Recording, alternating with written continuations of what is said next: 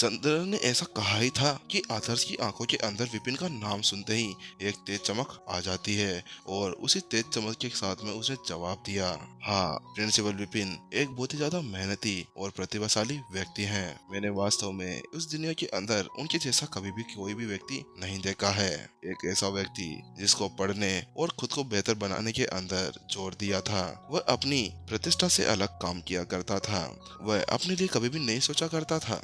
वो आसपास के सभी जनता के बारे में सोचता था। वह बहुत ज्यादा दयालु भी था। शायद वो इस कारण से था कि वह हर एक जगह के अंदर अपना अध्ययन करता रहता था। इसी वजह से कम उम्र के अंदर ही उसने ऐसी ऊंचाइयां हासिल कर ली है। जहाँ पर वह दोनों इसी तरह से बात कर रहे थे, वहीं दूसरी ओर विपिन धीरे धीरे अभी मास्टर टीचर टावर के विशाल दरवाजे से अपने कदम आगे बढ़ाते हुए आगे बढ़ रहा था। जुआन युआन साम्राज्य के अंदर उसने पहली बार ऐसे टावर को चुनौती दी थी। इसी वजह से वह उन सभी नियमों को भी जानता था कि आखिरकार क्या नियम उसके अंदर हुआ करते थे।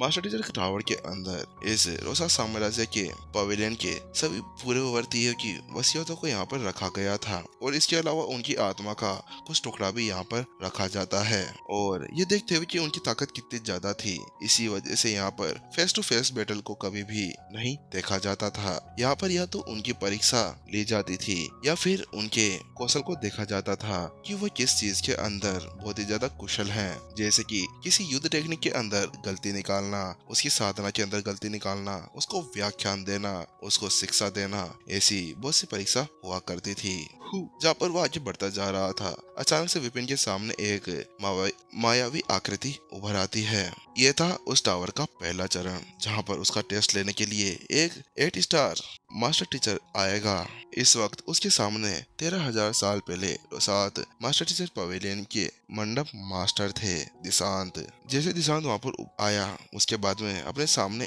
एक 20 वर्ष के लड़के को देखकर वो पूरी तरह से चौंक गया और उसने जल्दी से विपिन से पूछा, तुम इतनी ज्यादा कम उम्र के अंदर एक मास्टर टीचर बन गए हो और यहाँ पर आकर मास्टर टीचर पवेलियन को दुर्घटनाग्रस्त करने के बारे में सोच रहे हो, तो क्या मैं तुमसे जान सकता हूँ कि आखिरकार तुम्हें किस बात की शिकायत है जिस वजह से तुम यहाँ पर आए हो। दिशांत की बात सुनते ही विपिन ने कहा, हाँ, मैं आपको बताता हूँ कि वर्तमान के अंदर पवेलियन मास्टर ने सिर्फ अपने रिकॉर्ड को सही रखने के लिए और सत्ता को बनाए रखने के लिए मेरी प्रतिष्ठा को खराब करने की कोशिश की है और इसके अलावा उन्होंने गलत व्यक्ति का साथ दिया है। इसी वजह से मैं आज यहाँ पर इसको चैलेंज करने के लिए आया हूँ। विपिन की वो बात सुनने के बाद में वह एल्डर चौंक जाता है। क्या क्या वास्तव में ऐसा है? क्या वास्तव में तुम्हारे साथ में ऐसा अन्याय हुआ है? मानना पड़ेगा, ये रोसा साम्राज्य का मास्टर टीचर पवेलियन पीढ़ी दर पीढ़ी बहुत ही ज्यादा खराब होते जा रहा है। इसके अंदर पता नहीं किस किस को पवेलियन मास्टर बना दिया जाता है। ऐसा लगता है कि अब इसको दोबारा से बनाने का समय आ गया है। इसके बाद में फिर से दिशांत ने विपिन की तरफ अपनी निगाहें घुमा दी और उसने उससे कहा, मुझे पता है कि आपके साथ में वहाँ पर बहुत ही बुरा हुआ है, लेकिन मैं इस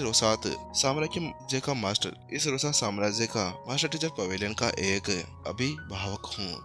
इसीलिए मैं आपको इतनी आसानी से इस एग्जाम को पास करने नहीं दे सकता, वरना अगर मैं ऐसे ही सभी को आगे बढ़ने देता हूँ तो उसके बाद में हमारे मास्टर टीचर के अधिकार कमजोर हो जाएंगे। इसीलिए मुझे आशा है कि आप मेरी बात को समझने की कोशिश करेंगे। उसकी बात सुनने के बाद में विपिन ने अपना सिर हिला दिया और उसने कहा, हाँ, मैं आपकी बात को समझता हूँ। विपिन को ऐसे हाँ करते हुए देखकर दिशांत हल्की सी मुस्कान के साथ में कहता है, तो ठीक है, आज मैं आपकी इस परीक्षा को यहाँ पर शुरू करता हूँ और बिना किसी देरी के मैं आपको पहला एग्जाम समझा देता हूँ। मैं आज आपकी यहाँ पर समझदारी को देखूंगा। मैं आज यहाँ पर आपको एक युद्ध टेक्निक दिखाऊंगा जिसके अंदर आपको गलतियाँ निकालनी है और अगर तुमने इस परीक्षा को पास कर लिया तो उसके साथ में तुम आगे जा सकते हो। हालांकि अगर तुम इसको पास नहीं कर पाए तो तुम्हारी परीक्षा यहीं पर ही खत्म हो जाएगी। वहीं दूसरी तरफ उन शब्दों को सुनने के बाद में विपिन के चेहरे के ऊपर एक बड़ी सी स्माइल आ जाती है और उसके दिमाग के अंदर शैतानी ख्याल आने लगते हैं। उसने जल्दी से सिर हाथ दिया, हाँ ठीक है, जल्दी से शुरू करते हैं, और उसके बाद में वो बिल्कुल खुशी के साथ में उछलने लगता है। हालांकि वहीं दूसरी तरफ ये देखते हुए कि जैसे ही दिशांत ने उस सामग्री के बारे में बताया, उसके साथ में सामने वाला वह युवक उछलने लगा। अरे ये क्या बंदा कहाँ से आ गया? अरे इस परीक्षा के बारे में सोचकर तो कोई भी डगमगा जाते हैं और ये यहाँ यहाँ पर इस तरह से उछलने लगा। उसको ऐसे उछलते हुए देखकर उसने कहा, अरे अरे, तुम्हें इस तरह से उछलने की कोई जरूरत नहीं है, क्योंकि वास्तव में मेरी युद्ध टेक्निक बहुत ही ज्यादा शक्तिशाली है और इसके अंदर कोई भी गलती ढूंढना इतना ज्यादा आसान भी नहीं है, और मैं तुम्हारे ऊपर कोई भी नरमी नहीं बरतने वाला। मैं अपनी सबसे ज्यादा शक्तिशाली युद्ध टेक्निक तुम्हें आज यहाँ पर बताने वाला हूँ, जिसमें मैंने कई साल लगाए हैं इसको और भी ज्यादा सुदृढ़ करने के लिए। हालांकि इतना सब कुछ करने के बाद में भी मैं ये तो बिल्कुल भी नहीं कह सकता कि इसके अंदर कोई दोष नहीं है। हालांकि एक 7 स्टार मास्टर टीचर भी इसके अंदर अभी तक कोई गलती नहीं बता पाया। उसकी ऐसी बातें सुनने के बाद में विपिन ने अपना सिर हिला दिया और उसने कहा, हाँ हाँ, मैं समझता हूँ, लेकिन अभी मेरे पास में टाइम नहीं है, कृपया आप जल्दी करिए। मुझे जल्दी से ये एग्जाम खत्म कर कर कहीं और भी जाना है और मुझे बहुत से काम भी हैं। जहाँ पर विपिन इस तरह से बकबक करना शुरू कर रहा था, वहीं दूसरी तरफ तुम्हारी इतनी ज्यादा हिम्मत कैसे हो गई? अभी वह एल्डर बहुत ज्यादा नाराज हो गया था कि वास्तव में एक 8 स्टार मास्टर टीचर होने के बाद में उसकी परीक्षा इतनी ज्यादा आसान भी नहीं होने वाली थी जितनी की उसको ये लग रही थी। लेकिन फिर भी सामने खड़ा हुआ युवक इसे बहुत ज्यादा हल्के के अंदर ले रहा था। अरे ये तो सीधा उसके चेहरे के ऊपर एक तमाचा मारने जैसा था। घमंडी मूर्ख, पता नहीं ये सभी कहाँ से आ जाते हैं। अरे आजकल के मास्टर टीचर्स को क्या हो गया है, इतने ज्यादा घमंडी कब से होने लगे? लेकिन अपने गुस्से को दबाते हुए उसने कहा, ठीक है, तुम यहाँ पर अब इतने ज्यादा उत्सुक लगी रहे हो तो तुम्हें मैं पहले बता देता हूँ कि मैं जिस टेक्निक का यूज करता हूँ उसका नाम है ऑटम ब्रिज। इसको मैंने ऑटम के अंदर बनाया था, झड़ते हुए पत्तों को देखते हुए। उन्हीं के साथ में मैंने इस टेक्निक का निर्माण किया था। ठीक है, मैं पहले तुम्हें इसका कुछ सैंपल दिखा देता हूँ। इतना कहने के बाद में उसने अपनी उंगली ऊपर उठाई और अपनी उंगली के अंदर से एनर्जी के छोटे छोटे धागे बाहर निकलने लगे। वो बहुत ही ज्यादा पतले थे और बिल्कुल धीरे धीरे उसे एक मकड़ी के जाने के अंदर बुन दिया गया। साफ साफ कहने का मतलब ये था कि वो वहां पर एक जाल बना रहा था जिसके अंदर किसी को भी फंसाया जा सकता था। उसको बनाने के बाद में वह एल्डर उससे कहता है, देखो दोस्त, देखो, मैंने इस टेक्निक को आज तक किसी के सामने भी इस्तेमाल नहीं किया है। इसी वजह से तुम्हें इस टेक्निक के अंदर कोई भी शॉर्टकट ढूंढने की आवश्यकता नहीं है, क्योंकि तुम्हें इसका कोई शॉर्टकट मिलने वाला ही नहीं है। इसके अलावा मेरी इस टेक्निक के अंदर 10 लेवल हैं, यानी 10 चालें, और जैसे जैसे ये आगे बढ़ती जाती है ये और भी ज्यादा शक्तिशाली होती जाती है। जो अभी अभी मैंने आपके सामने बनाया है ये इसका पहला ही चरण है।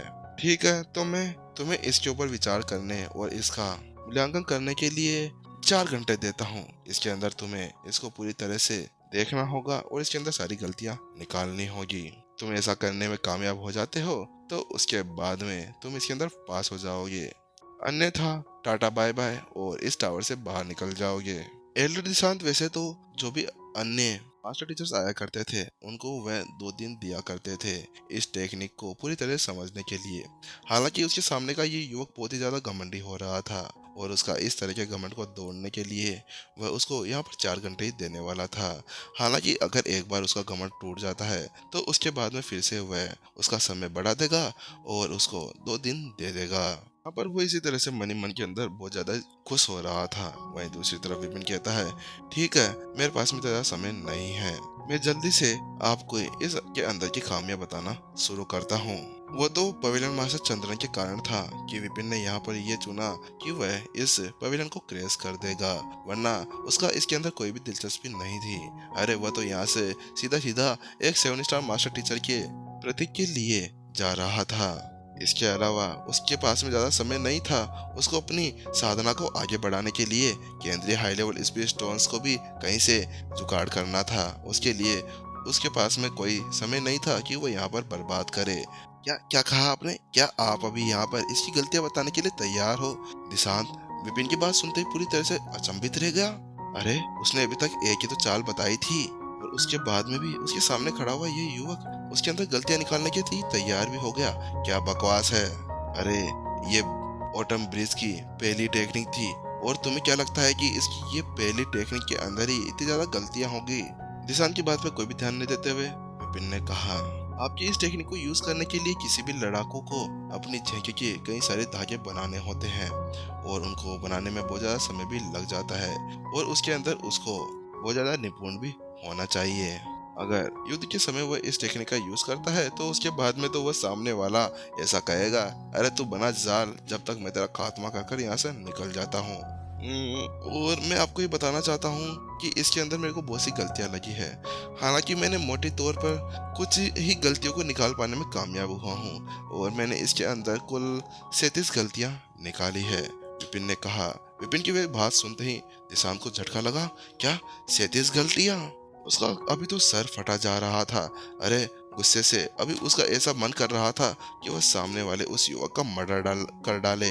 अरे, तुम क्या मेरे को बेवकूफ समझते हो? तुमको मैंने इसका पहला ही चरण बताया है और तुम इसके अंदर इतनी सारी गलतियां निकालने में कैसे कामयाब हो सकते हो? अरे अरे, रुकिए, मैं आपको कुछ बताना चाहता हूँ। आपने आज तक इस टेक्निक को किसी को भी नहीं सिखाया है, इसी वजह से आपको इसके अंदर की कोई भी गलती का पता नहीं चला।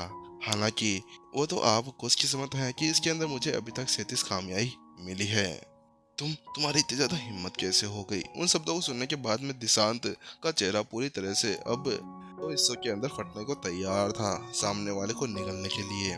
और अब वो वहां पर ज्यादा गुस्सा नहीं दिखा पा रहा था, इसीलिए उसने अपने गुस्से को दबाते हुए कहा, ठीक है, तुमने कहा ना कि तुमने इसके अंदर गलतियां निकाली है, तो क्या तुम मुझे ये बताने की जहमत उठाओगे कि आखिरकार तुमने किस तरह की 37 गलतियां इसके अंदर ढूंढी है? अगर तुम यहाँ पर झूठ बोलने की कोशिश कर रहे हो, तुम ऐसा नहीं कर पाते, तो फिर मुझे माफ करिएगा, लेकिन मैं तुम्हें यहाँ पर बिल्कुल भी माफ नहीं करने वाला। माफ में साफ हो गया ये एरिया और इस एपिसोड को खत्म कर दिया गया इस एरिया में। जमा नहीं ना, मजा नहीं आता। मेरे को आती नहीं शायरी, तो मैं कहाँ से बोलूँ? मैं तो ऐसे उठ टांग बोल रहा था उठा के। चलो छोड़ो, एपिसोड तो खत्म होते हुए। और गाइस, शाम तक एपिसोड डालता हूँ और कोई बात नहीं, मैंने बहुत ज़्यादा मेहनत कर ली, आज तो पूरा वेट कुछ भी नहीं किया। ठीक है गाइस, टाटा बाय बाय, फिर मिलते हैं नेक्स्ट एपिसोड के अंदर। और कमेंट सेक्शन वाले लिंक के ऊपर कुछ एक्स्ट्रा नंबर्स हो या फिर फ्रेंड्स वगैरह को बोलकर थोड़े बहुत साइनअप्स कंप्लीट करा दो, थोड़े बहुत पैसे आ जाएंगे जेब के अंदर, तो अच्छा लगेगा। Tata bye bye.